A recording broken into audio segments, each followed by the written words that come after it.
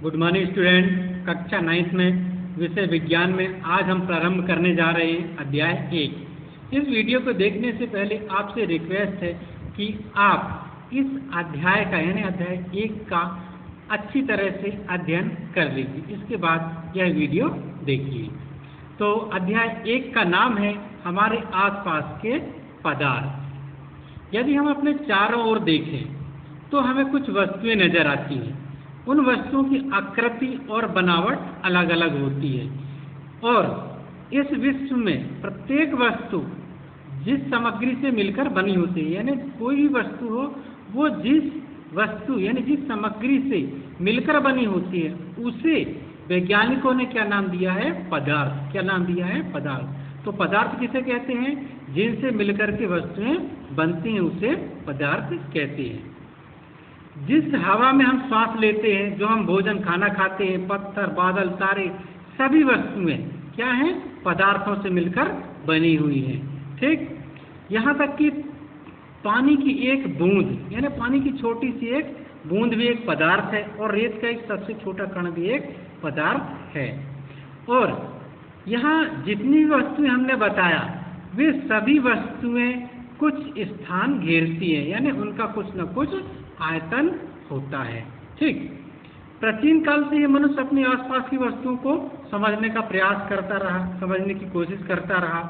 तो जो भारत के प्राचीन दार्शनिक थे उन्होंने पदार्थ को 5 मूल तत्वों में वर्गीकृत किया, जिसका नाम पंच तत्व है। क्या नाम है? पंच तत्व है।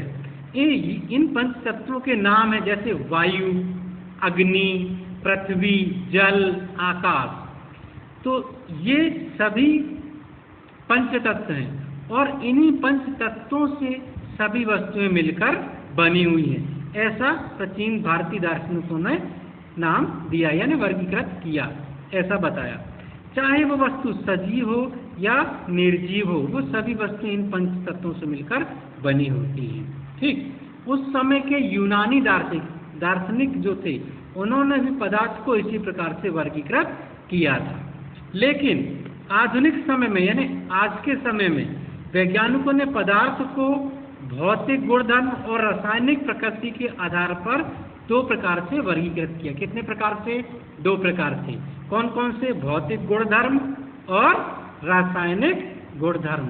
किसके आधार पर? भौतिक गुणधर्म और रासायनिक गुणधर्म के आधार पर वर्गीकृत किया हो। तो हम सबसे पहले भौतिक गुणधर्म के बारे में जानेंगे। चलिए, तो अब हम भौतिक गुणधर्म के बारे में देखते हैं। पदार्थ का भौतिक स्वरूप, इसके अंतर्गत पहला पॉइंट है पदार्थ कणों से मिलकर बना होता है। तो पदार्थ किससे मिलकर बना होता है? कणों से मिलकर बना होता है। लेकिन बहुत समय पहले पदार्थ की प्रकृति के बारे में 2 विचारधाराएं थी। वो 2 विचारधाराएं कौन कौन सी थी? पहली विचारधारा थी कि पदार्थ लकड़ी के टुकड़ों की तरह सतत होते, सतत यानी परत दर परत, परत के नीचे परत के रूप में पदार्थ होते हैं। और जो दूसरी विचारधारा थी, दूसरी विचारधारा का मानना था कि पदार्थ रेत के कण की तरह कणों से मिलकर बने। तो अब दोनों में से कौन सी विचारधारा सही है, इसके लिए हम एक क्रियाकलाप करते हैं। तो क्रियाकलाप 1.1 पढ़ते हैं हम। इसमें कहा गया है एक 100 ml के बीकर लें। बीकर यानी एक पदार्थ, एक बर्तन होता है, जैसे हमारे यहाँ गिलास व कांच के गिलास वगैरह होते हैं। तो एक 100 ml जिसमें यानी जिसकी मात्रा 100 ml की हो, जिसमें 100 ml जल या कोई भी अन्य पदार्थ, लिक्विड पदार्थ आ सके। तो 100 ml का बीकर ले लें। इस बीकर को जल से आधा भर दें। क्या करते? जल से आधा भर देते हैं और उस स्थान पर यानी जहाँ तक जल आया है वहाँ बाहर निशान लगा देते हैं किसी पेन वगैरह से। ठीक है, अब हम इस बर्तन में यानी इस बीकर में नमक या शक्कर घोलेंगे और उसको कांच की छड़ की सहायता से हिलाएंगे। ठीक है, और तब तक घोलेंगे जब तक कि वह पूरी तरह से घुल नहीं जाती है। ठीक, अब हम जब शक्कर या नमक को एक चीज घोलते हैं और जब वह पूरी तरह घुल जाती है तो हम बर्तन के जल के स्तर को देखते हैं। क्या बर्तन के जल का स्तर में बदलाव आया है? या नहीं आया है। ठीक, लेकिन हमने ये देखा कि नमक या शर्करा जो थी वो जल में पूरी तरह घुल गई है, यानी वो क्या हुई, अब हमें दिखाई नहीं दे रही है, हमें वह पूरा पानी की तरह दिखाई दे रहा है। ठीक है, तो इन प्रश्नों का उत्तर पाने के लिए हम ये देखते हैं कि कुछ चित्र देखते हैं जो अगले पेज में हैं।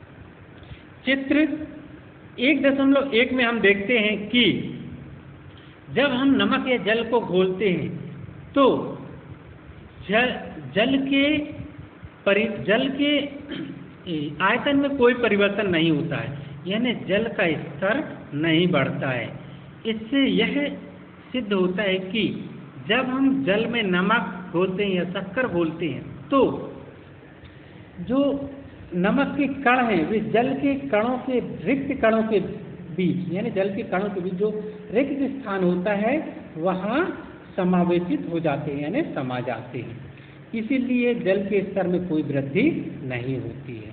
तो इससे यह सिद्ध होता है कि पदार्थ कणों से मिलकर बने होते हैं। किन से मिलकर बने होते हैं? कणों से मिलकर बने होते हैं। तो आज के लिए इतना ही काफ़ी है। Thank you.